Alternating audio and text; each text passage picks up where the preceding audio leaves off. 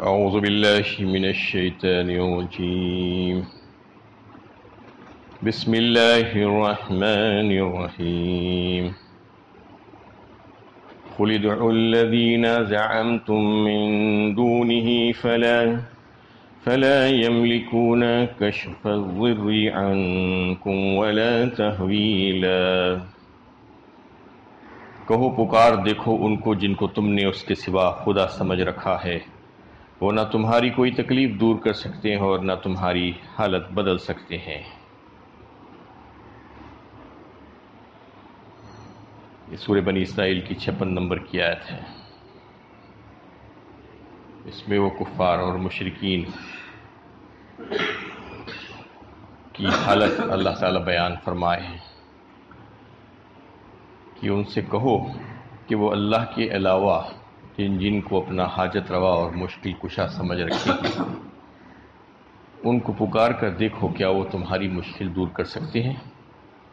یقیناً نہیں کر سکتے، ان کے پاس یہ اختیارات ہے ہی نہیں، یہ طاقت ہے ہی نہیں۔ یعنی وہ لوگ جو مختلف ہستیوں کو اللہ کے برابر کھڑا کر دیے ہیں، کسی نے جنات کو تو کسی نے فرشتوں کو، کوئی تصویریں بزرگوں کی لگا لیتا ہے تو کوئی مجسمے بنا لیتا ہے، کوئی حضرت عیسیٰ علیہ السلام کو عیسائیوں نے ابن اللہ کہہ دیا، حضرت عزیر علیہ السلام کو یہودیوں نے ابن اللہ کہا۔ یہ تمام کو اللہ کے ساتھ شریک ٹھہرا لیا لوگوں نے۔ اللہ تعالیٰ اس میں ان تمام کی نفی کرتے ہوئے فرما رہے ہیں کہ ان کے پاس کچھ بھی اختیارات نہیں ہے۔ جنہوں نے ایسا کر لیا ہے ان سے کہو کہ تم اپنی مشکل کشائی کے لیے ان کو آواز دو اور پکارو، دیکھو کیا وہ تمہاری تکلیف کو دور کر سکتی ہیں یا تمہاری حالت بدل سکتی۔ پھر اگلی آیت میں فرمایا جا رہا ہے أولئك الذين يدعون يبتغون إلى ربهم الوسيلة أيهم أقرب ويرجون رحمته ويخافون عذابه إن عذاب ربك كان محذورا۔ جن کو یہ لوگ پکارتے ہیں وہ خود اپنے رب کا قرب تلاش کرتے ہیں کہ کون سب سے زیادہ مقرب بنتا ہے، وہ اس کی رحمت کے امیدوار ہیں، اس کے عذاب سے ڈرتے ہیں۔ بے شک تمہارا رب کا عذاب ہے ہی ڈرنے کے لائق۔ اس میں بتایا گیا ہے کہ جو بھی لوگ ایسا کام کرتے ہیں، اولئک الذین یدعون یبتغون الی ربہم الوسیلہ، تو وہ لوگ تو ان کو پکار رہے ہیں جو خود اپنے رب کا قرب تلاش کرنے کے لیے سرگرداں ہیں، چاہے وہ فرشتے ہو، چاہے وہ جنات ہو، چاہے وہ اللہ کے نیک بندے ہو، اور وہ ڈرتے ہیں اللہ تعالیٰ سے، اس کی رحمت کے امیدوار ہیں اور ڈرتے بھی ہیں۔ یہ صفت پتھروں کی تو نہیں ہو سکتی، یہ صفت جو ذی روح مخلوق ہے انہی کی ہوگی۔ تو وہ جن کو پکارتے ہیں اپنی حاجت روائی کے لیے، چاہے وہ انبیاء ہو، چاہے وہ فرشتے ہو، چاہے وہ جنات ہو، چاہے وہ اولیاء اللہ ہو، چاہے اللہ کے نیک بندے ہو، ان سب کا حال اللہ تعالیٰ بیان فرما رہے ہیں۔ وہ خود اپنے رب کا قرب تلاش کرنے کی فکر میں ہے، تم ان کو کیا پکار رہے ہو؟ اور پھر ایک لفظ آیا الی ربہم الوسیلہ، وسیلہ کے ذریعے سے۔ وسیلہ کہتے ہیں ہر وہ چیز کو جسے کسی دوسرے تک پہنچنے کا ذریعہ بنایا جائے۔ الوسیلہ قرآن نے جو فرمایا ہے، کہا ہے کہ وسیلہ اپنے رب کی طرف حاصل کرنے کا مطلب یہ ہے کہ ایمان اور عمل کو ذریعہ بنایا جائے، یہ قرآن کہتا ہے۔ نیک اعمال انسان کی وسیلہ ہے، اس کا ذریعہ ہے اس تک پہنچنے کا۔ رب کا وسیلہ اگر کوئی حاصل کرنا چاہتا ہے تو وسیلہ یہ ہے کہ ایمان اور عمل صالح، ایسا عمل جو اللہ کو پسند ہو، اللہ کی مرضیات جان کر اس پر عمل کرنا، یہ وسیلہ ہے۔ اور اللہ کو راضی کرنے کی کوشش کرنا، یہ وسیلہ ہے۔ اللہ تک پہنچنے کا ذریعہ یہی ہے اصل۔ قرآن اسی کو بیان کرتا ہے۔ اللہ تعالیٰ نے جو احکامات بھیجے ہیں، احکامات شرعیہ، اس پر پابندی کرنا، اس کو بجا لانا، یہ ہے وسیلہ، الوسیلہ۔ اب اس وسیلے کو چھوڑ کر جو اصل میں جس کے معنی یہ ہے کہ رب کے طرف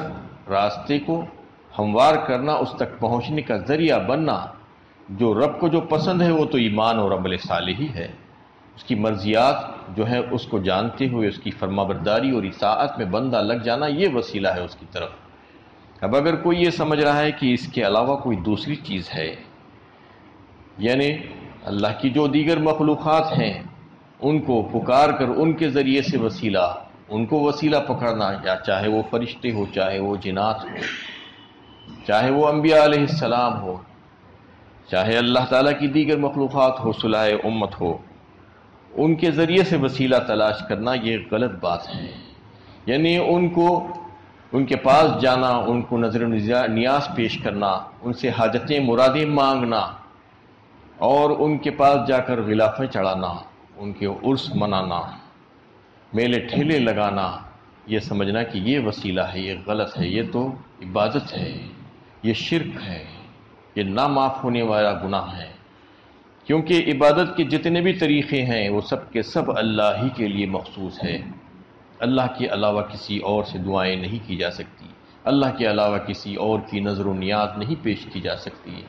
اللہ کے علاوہ کسی سے مرادیں اور منتیں نہیں مانگی جا سکتی۔ کوئی اگر یہ کر رہا ہے اس کے بعد بھی کہتا ہے کہ میں تو اس کام کے لیے نہیں گیا تھا، میں تو اس کام کے لیے گیا تھا، میرا تو حال ایسا تھا ویسا تھا، وہ چاہے کچھ کہہ لے،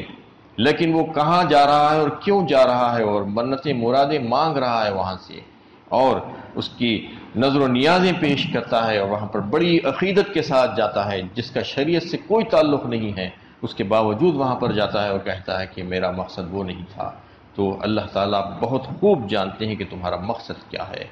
الوسیلہ یہی ہے کہ اصل میں کہ اللہ تعالیٰ کے لیے راستہ بنانا، اس تک پہنچنے کا راستہ سوائے ایمان اور عمل صالح کے اور کوئی ہو ہی نہیں سکتا۔ اللہ تعالیٰ کی رضا جوئی، خالصتاً اللہ کی خوشنودی حاصل کرنے کی کوشش کرنا، اور کسی اور ملاوٹ کے بغیر، کسی کو خوش کرے بغیر، کسی کو راضی کرے بغیر، یہ خیال دل میں ہونا ہی نہیں کہ فلاں کو بھی راضی کریں گے، فلاں کو بھی راضی کریں گے، نہیں، صرف اور صرف خالصتاً اللہ ہی کو راضی کرنے والا جو بھی عمل ہوگا وہ عین سنت کے مطابق ہوگا تو ہی اللہ تعالیٰ اس کو پسند فرمائیں گے۔ ایسا بھی نہیں کہ من مانی جیسا چاہا کر لیا اللہ کو راضی کرنے کے لیے۔ اللہ کو راضی کرنے والا عمل نمونہ کس کا ہونا چاہیے؟ اللہ کے نبی صلی اللہ علیہ وسلم کا۔ اللہ تعالیٰ نے آپ صلی اللہ علیہ وسلم کو بھیجا ہے نمونہ بنا کر۔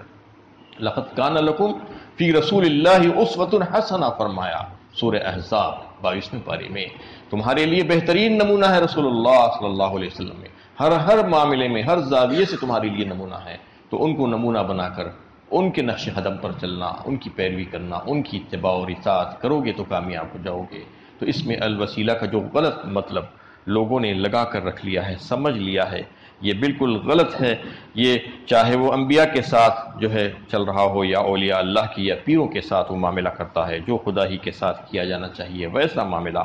انہوں نے واسطوں اور وسیلوں کا ایک فلسفہ ایجاد کر لیا ہے، اس کی بنا پر مدد کے لیے کبھی رسول کو پکارتے ہیں یا رسول کہہ کر، یا کبھی من گھڑت یا غوث کو یا کہہ کر، یا خود ساختہ مشکل کشا، حاجت روا، غریب نواز، اس قسم کے بہت سے الفاظ ہیں جو دہائی دیتے ہیں، کبھی اپنے ہی دیے ہوئے لقب کے لیے جو ہے اس سے مرادیں مانگنے لگتے ہیں۔ ان کے علماء اس آیت کی اور جیسی دوسری آیتوں کی اس طرح تعویل کرتے ہیں کہ ان سب مشرکانہ طور طریقوں کے باوجود ان کے عقیدے توحید پر کوئی حرف نہیں آتا۔ ایسے کیسے ہو سکتا ہے جب وہ ایسے کام کر رہے ہیں جو صرف اور صرف عبادت ہے، اور عبادت سوائے اللہ کے کسی اور کے لیے جائز ہو ہی نہیں سکتی، تو پھر توحید پر فرق کیسے نہیں آئے گا؟ توحید تو خاک میں مل جائے گی۔ اس کے بعد اگر کوئی اس قسم کی حرکتیں کرا تو اگر کھلے ذہن سے قرآن پڑھے تو انہیں ہدایت نصیب ہو، اللہ تعالیٰ ان سب کو ہدایت دے کہ ایسے کام کرنے سے باز آ جائیں جو الوسیلہ کو جو ہے کچھ کا کچھ سمجھ رہے ہیں، اور ایمان اور عمل صالح کو تو بازو رکھ دیا ہے، اور ان کی اور ان کے پیچھے پڑھ کر یہ سمجھ رہے ہیں کہ یہی وسیلہ ہے۔ وسیلہ وہ نہیں ہو سکتا، کیونکہ بار بار کئی ایک احادیث اس بات کی جو ہے توثیق کرتی ہے کہ وسیلہ تو یہی ہے، اللہ تعالیٰ کی طرف لگنے کا راستہ، اس راستے پر چلنا اور اللہ تعالیٰ کو پانا تو یہی ہے کہ اس کو راضی کرنا، اس کی مرضیات کے مطابق زندگی گزارنا، اس کے دیے ہوئے احکامات پر عمل کرنا، اور اگر کوئی ایسا نہیں کرے گا تو پھر سمجھ لینا چاہیے کہ اس کے لیے جہنم کا عذاب ہے۔ اور اس میں فرمایا گیا ہے کہ جن لوگوں کے پاس یہ جاتے ہیں کہ وہ خود اللہ کا قرب تلاش کرتے ہیں، ان کے پاس کیا اختیارات ہیں، چاہے وہ کوئی ہو، ہے تو اللہ تعالیٰ کی مخلوق، اور ان کے پاس جا کر اگر کوئی ان سے مانگ رہا ہے تو سمجھ لینا چاہیے کہ وہ خود بھی اللہ تعالیٰ کے عاجز بندے ہیں، کمزور بندے ہیں۔ وَيَرْجُونَ رَحْمَتَهُ وَيَخَافُونَ عَذَابَهُ، ان کا حال تو یہ ہے کہ وہ اللہ تعالیٰ کی رحمت کے امیدوار بھی ہیں، تو اللہ تعالیٰ کے عذاب سے ڈرتے بھی ہیں۔ یہی کیفیت ہونی چاہیے ہر مسلمان کی، یہ ایمان کی نشانی ہے۔ ایمان یہی ہے کہ ان خوف اور جو ہے امید کے درمیان کی زندگی۔ اور حضرت سہیل بن عبداللہ رضی اللہ تعالیٰ عنہ فرماتے ہیں کہ یہ دونوں کیفیتیں انسان کی ہونی چاہیے، انسان میں دونوں کیفیتیں، دونوں حال ہونے چاہیے، کوئی مغلوب نہ ہو کسی سے، مطلب یہ ہے کہ دونوں برابر برابر ہو، اللہ تعالیٰ کی رحمت کے امیدوار بھی ہو اور اللہ تعالیٰ سے خوف بھی کریں۔ لوگوں کا حال یہ ہو گیا ہے کہ کوئی خوف ہی خوف کر رہا ہے، مایوس ہو گیا ہے اللہ کی رحمت سے۔ اللہ کی رحمت سے مایوس ہونا بھی کفر ہے، اور کہا گیا ہے کہ اللہ کی رحمت سے لا تقنطوا من رحمت اللہ، فرمایا اللہ کی رحمت سے مایوس مت ہو۔ اللہ کی رحمت سے مایوس ہونے والے تو کافر ہیں، اور جو نڈر ہو گئے ہیں، بے خوف ہو گئے ہیں، ان کو ڈرانا ہے کہ اللہ کی رحمت کی صرف امیدوار مت بنو، بلکہ اللہ کے خوف سے ڈرو کہ کیسے تمہیں جو ہے عذاب دیا جائے گا ایسے کام کرنے کی وجہ سے۔ اللہ تعالیٰ کے جو نیک بندے ہیں ان کو اللہ تعالیٰ جو ہے کئی مقامات پر ان کا تذکرہ فرما ہے کہ ان کا حال تو یہی ہے کہ وہ سب کچھ کرتے ہیں، اللہ تعالیٰ کے احکامات کی پابندی کرتے ہیں۔ والذین هم من عذاب ربهم مشفقون ان عذاب ربهم غیر مامون، اس کے بعد ڈرتے بھی ہیں، اپنے رب سے ڈرتے رہتے ہیں، نمازیں بھی پڑھتے ہیں، اس پر مداومت بھی کرتے ہیں، اور اپنے مالوں میں سے لوگوں کا حق نکالتے بھی ہیں، مانگنے والوں کا اور نہ مانگنے والوں کا، اور تصدیق کرتے ہیں روز قیامت کی، اس کے باوجود بھی جو ہے اللہ سے ڈرتے ہیں اور اللہ کی رحمت کی امیدوار بھی ہوتے ہیں۔ اور اللہ کا عذاب ایسی ہی چیز ہے جس سے کوئی نڈر نہیں ہونا چاہیے، تو یہ کیفیت ایمان والے بندوں کی ہوتی ہے اور ایسا ہی ہونا چاہیے۔ ان عذاب ربک کان محذورا، بے شک تمہارے رب کا عذاب ہے ہی ڈرنے کے لائق چیز۔ وَإِن مِّن قَرْيَةٍ إِلَّا نَحْنُ مُهْلِكُوهَا قبل يوم القيامة ومعذبوها عذابا شديدا كان ذلك في الكتاب مسطورا، اور کوئی آبادی ایسی نہیں جس کو ہم قیامت سے پہلے ہلاک نہ کر دیں یا سخت عذاب نہ دیں، یہ بات کتاب میں لکھی جا چکی ہے۔ اس سے مراد وہ تمام مشرکین اور کافر اور سرکش لوگوں کی آبادیاں ہیں۔ چنانچہ اس سے پہلے بھی اسی صورت میں ایک آیت ایسی گزر چکی ہے کہ قوموں کی ہلاکت جو ہوتی ہے وہ اس کے خود ذمہ دار ہوتے ہیں۔ وَإِذَا أَرَدْنَا أَن نُّهْلِكَ قَرْيَةً أَمَرْنَا مُتْرَفِيهَا فَفَسَقُوا فِيهَا فَحَقَّ عَلَيْهَا الْقَوْلُ فَدَمَّرْنَاهَا تَدْمِيرًا، فرمایا اللہ تعالیٰ نے۔ جب اللہ تعالیٰ کسی بستی کو ہلاک کرنا چاہتے ہیں تو اس کے جو خوشحال قسم کا جو طبقہ ہوتا ہے، جس میں دولت مند اور جس میں حکمران بھی شامل ہوتے ہیں اور جس میں قوم کے بڑے بڑے سردار شامل ہوتے ہیں، ان کو خصوصی طور پر اللہ کے رسولوں کے ذریعے سے پیغام پہنچایا جاتا ہے کہ اللہ تعالیٰ کی عبادت، اطاعت اور فرما برداری کی جائے، اور عمومی طور پر سارے لوگوں کو جو ہے پیغام دیا جاتا ہے تاکہ حجت پوری ہو، لیکن اس کے باوجود یہ لوگ اپنے دولت کے نشے میں، غرور میں مغرور ہو کر جو ہے من مانی زندگی گزارتے ہیں اور دنیا میں عیش خوشی اور من مانی طور پر جو ہے اپنے آپ کو جو ہے رکھ لیتے ہیں، تو اس کی وجہ سے نہ صرف وہ گمراہ ہوتے ہیں بلکہ ان کے پیچھے بھی جو لوگ ان کو دیکھ کر چلتے ہیں وہ بھی گمراہ ہو جاتے ہیں۔ تو ان کے ظلم و زیادتیوں کی وجہ سے، سرکشیوں اور طغیانی کی وجہ سے اللہ تعالیٰ کا عذاب ان کو گھیر لیتا ہے۔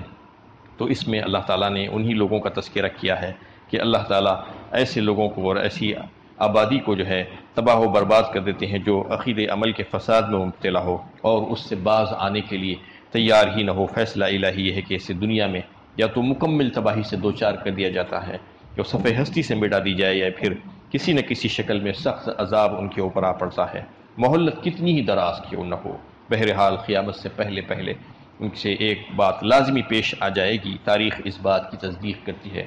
کہ موجودہ دور میں بھی ایسے واقعات بکثرت ہوتے رہے ہیں، اور آسمانی عذاب کیسے کیسے آتے ہیں، کبھی زلزلوں کی شکل میں، کبھی سیلاب، کبھی طوفان کی شکل میں، اور کبھی کچھ اور کبھی کچھ، کبھی ایک دوسرے سے لڑتے ہیں انسان، جنگیں ہو جاتی ہیں، بمباری ہوتی ہے اور تباہ و برباد ہوتے ہیں۔ اللہ تعالیٰ ان کو ان کے کرتوتوں کا مزہ چکاتے ہیں۔ واضح رہے کہ آبادیوں پر اللہ کا یہ عذاب اس کے فساد عام کی بنا پر نازل ہوتا ہے، ایسے موقع پر جو اچھے لوگ اس بستی میں رہتے ہیں، تو اگر ان پر بھی عذاب آ جائے، وہ عذاب کی ضد میں آ جائے، تو در حقیقت یہ عذاب ان کے حق میں نہیں ہے،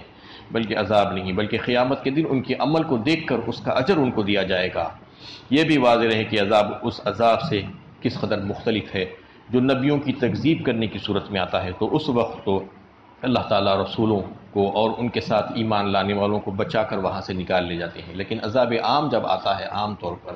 تو اس وقت جو ہے نیک لوگ بھی اس میں پس جاتے ہیں، تو لیکن وہ عذاب ان کے لیے عذاب نہیں ہے بلکہ ان کی شہادت کہا جا سکتا ہے، اور پھر اللہ تعالیٰ ان کو ان کے نیک عمل کی بنا پر قیامت میں جو ہے ان کو بہترین درجے عطا فرمائیں گے۔ تو اس میں انہی لوگوں کا تذکرہ ہے جو سرکشی اور طغیانی میں لگ جاتے ہیں، تو پھر اللہ کا عذاب ان کے لیے لازمی ہے۔ اللہ تعالیٰ سے دعا ہے کہ اللہ تعالیٰ صحیح علم و عمل کی توفیق عطا فرمائے۔